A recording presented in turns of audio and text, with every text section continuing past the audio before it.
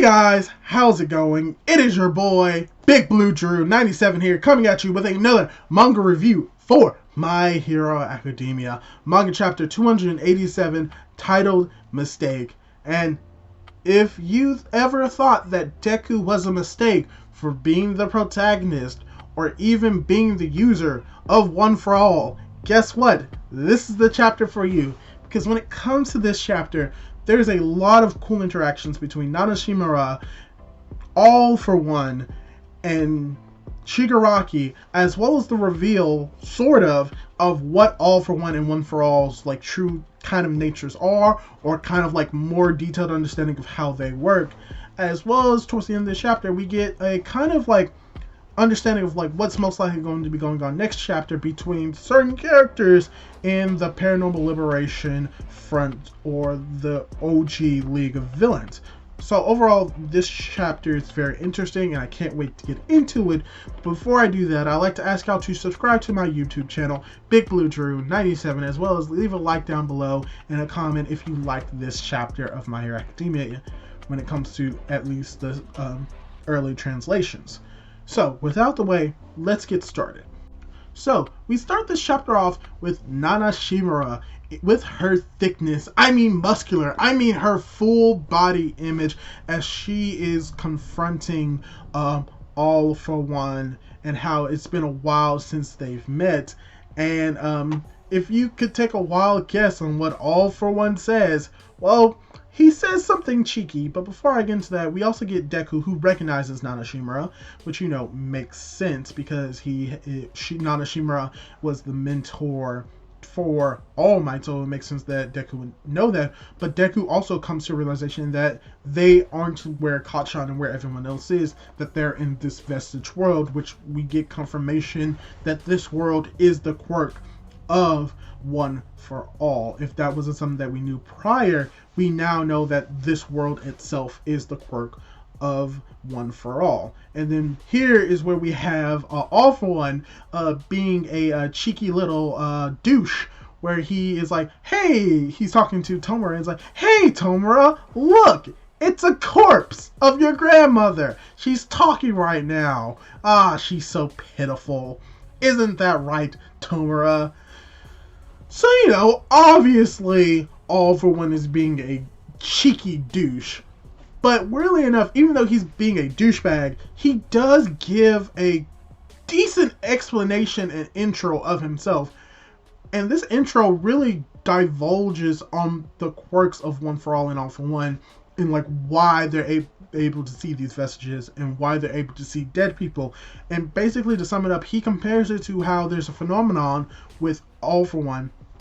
All for One is saying that how there's a phenomenon when it comes to certain organ transplants where the donor takes on their personality. And he talks about how he didn't really believe this until he experienced it themselves, because when he takes quirks, he always had these like reverting, or basically he would have these dreams that featured holders of the various quirks that he had stolen, and how it disheartened him and it made him feel guilty about them. But then when he gave the quirk to someone else, that soul or that person would never hunt him again.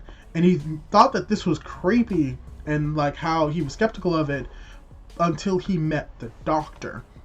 Basically, the idea is that when and this is even something that he says, he talks about how when it comes to the organs, the cells contain the memories of those who have donated, and in the same vein, the quirks have like the consciousnesses of the quirk user inside of them, which makes sense because quirks, by their definition, is personality. So it makes sense that the person's personality would be tied to the quirk, because quirk itself means personality. So he comes to this conclusion about how he thought that he was the only one that would have this privilege of talking to previous people that belonged to certain quirks, until he realized that One for All had that same ability as well. And before we even get to that confirmation, we have an interaction of Shigaraki, who like comes to the realization of like, Nana Shimura, in reference to what Gran Torino said. And he looks at her, he's like, he asks, why are you here?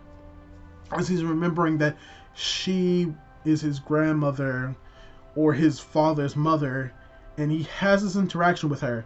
And while also All for One is also talking about how his brother had this same curse when he bonded the stockpiling quirk with his quirk to pass things on.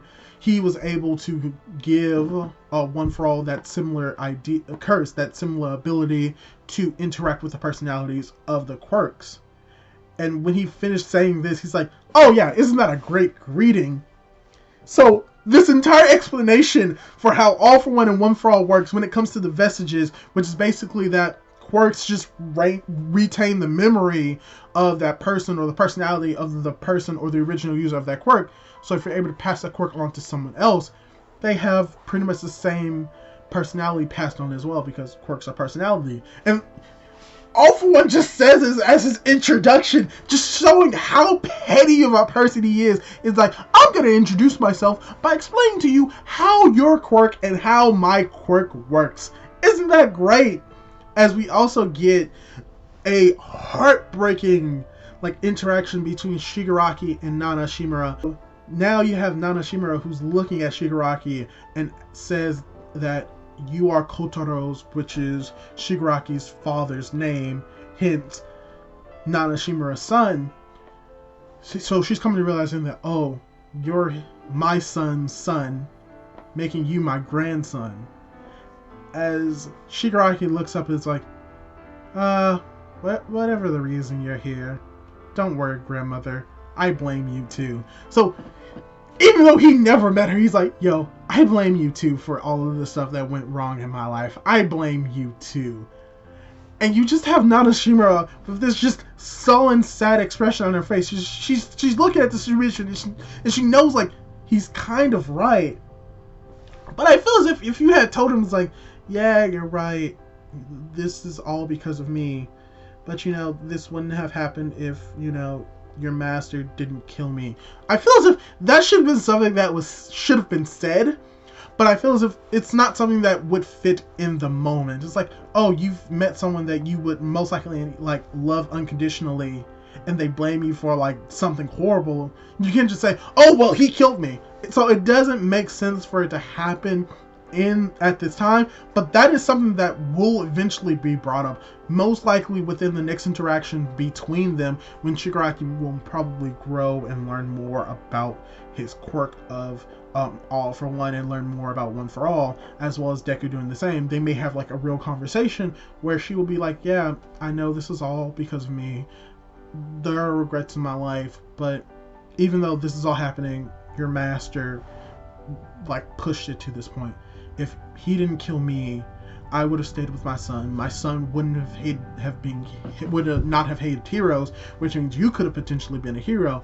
So it's like, yes, it's my fault, but it's also his fault, which could lead to Shigaraki attempting to kill him, which also in this chapter he still attempts to kill his master as well. But before we get to that point, we see that Shigaraki sends out decay as we see this world being distorted, as if it's going into somewhat like a vortex, as it's being stated that One for All is being eroded, which makes sense with Shigaraki's quirk, which at this moment we see that Shigaraki is also trying to corrode his master, as his master is like, oh wow, this is great, everything that Tomori you're doing, you're basically pulling a One for All into you, it's responding to your madness and your rage. Oh, you're mad at me? That's great, keep doing it, because if you keep doing this, One for All will be pulled inside of you. This is great, you're the symbol of... Wait 1 second, what is going on?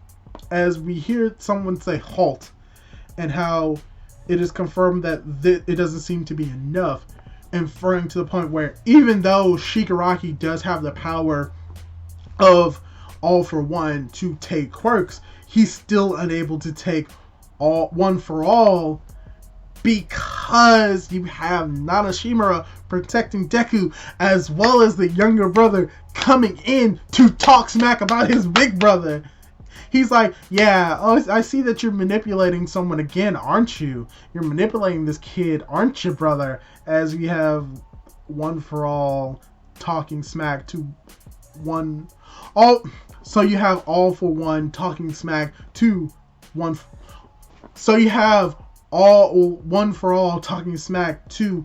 I'm just gonna start referring to them as you have the younger brother talking smack to the older brother, because that makes a whole lot more sense and makes it easier than saying AFO and OFA. That's more confusing. So I'm going to start doing that. So you have the younger brother who comes in, talks smack to the older brother, and the older brother is like saying like, oh, I see, like, you had your hand in this, over this power. You basically, you want to hand this power over to me, younger brother. Why? Stop it.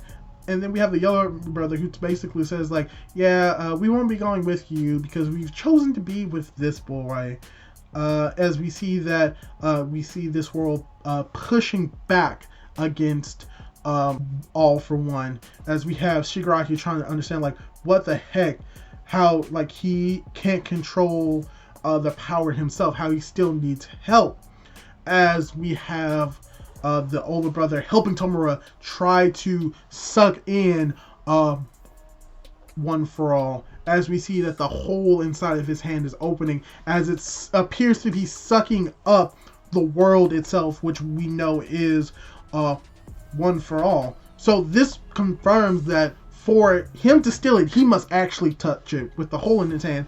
And at this moment, he talks about how his strength combined with Shigaraki's, how it's going to basically be able to take over this world, and how his little brother can't really do anything about it. And how he comes to, also how he talks about how he's watching the entire situation of Deku. And here's the point where he basically goes on this long tirade about how Deku was a mistake to have this power. Because he's like, because you have the older brother, you have All for One who's basically like, oh yeah, I've been watching this entire thing. This kid has this excellent power, but he doesn't know how to use it. He couldn't protect his friend. He couldn't even protect his teacher. He needed protecting. Like, he let his rage over his teacher take over him. He froze on the ground, unable to move. Like, he can't even help you now. Giving this kid this power was a mistake. That's all coming from All for One. And while Deku's looking at this, you have the younger brother basically is like, oh no, it was a mistake. Yeah, sure, he did all of this, but someone like you would never really understand. Like, you would never understand, no matter like what this boy does. He could spill his own blood. He might have been enraged, but he was enraged for others. And he did this without even caring about himself, without even caring about his body. Even if he's crushed, even if he's dying, he'll pick himself up. This boy possesses the power that goes against his common sense. He has a power, he has the will, he has a want to save. And because of that, we're going to stick with this boy as Deku jumps up to try and prevent All for One from taking One for All, which he succeeds. Deku succeeds in preventing his quirk from being stolen. He still has his power, but then you have All for One who is talking to Tomura, and he comes to this realization that, oh, the reason why you weren't able to steal the quirk was because, like, you had the strength, but you didn't have the stabilization. You're only at 75%. And, like, you won't lose your mind, but, like, you need to protect your body right now. You need to step back, replenish your energy. And while you have All for One telling Shigaraki this, you have Deku thinking to himself, Shigaraki, please don't move anymore. As it appears that Shigaraki is unconscious. So, you know, a win for Deku? Did Deku actually win this? It's less about winning and more of like, he survived and Shigaraki just met like his limit, and now he's probably going to be passed out. He's probably going to be sleeping for a while. And I think this kind of confirms that the war is coming to an end. It's most likely going to be sort of like the villain's victory, but they're going to most likely escape as Shigaraki recoups. And speaking of the League of Villains, we're cutting over to Dabi, who is basically talking about how, oh, Shigaraki Endeavor? That sounds great. As you have skeptics like, what are you talking about, Dabi? As Dabi is like, yeah, we're going to liberate this good-for-nothing hero society.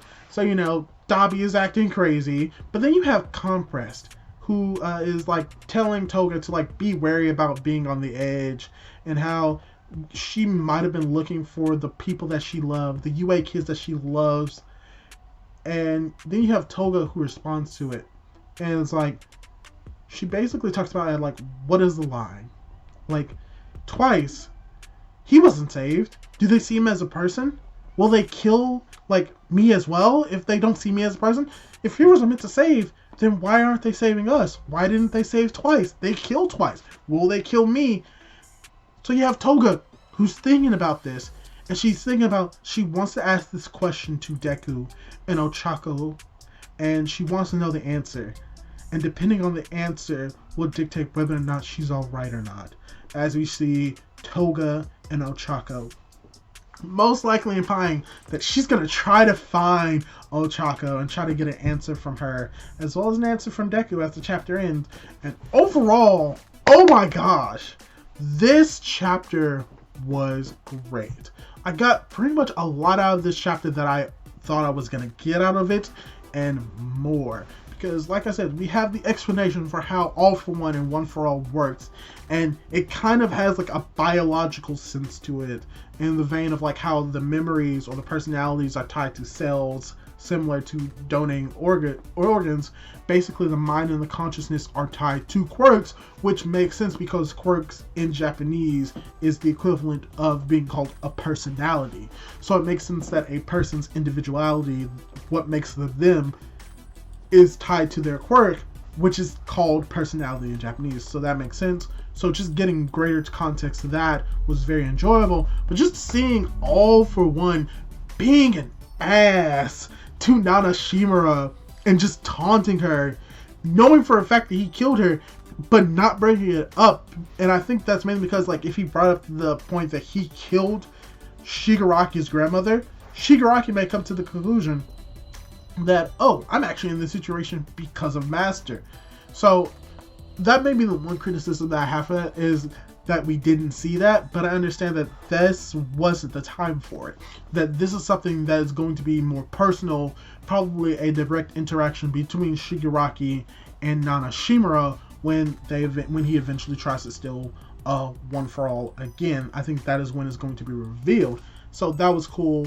Just also seeing how the older brother and younger brother dynamic, how they're able to interact with each other, and just showing that the quirk itself of One for All has its own will, and it chooses to be with Deku because it sees Deku as like being like the pinnacle of a hero. But you know, I think this chapter pretty much confirms why in the movie of My Hero Academia, Two Heroes, in that movie when Deku and Bakugo, spoiler for the movie, both have the quirk of One for All, and how they were fighting Nine, why Bakugo lost that quirk is because even though Deku was giving it over to Bakugo, he really didn't want to.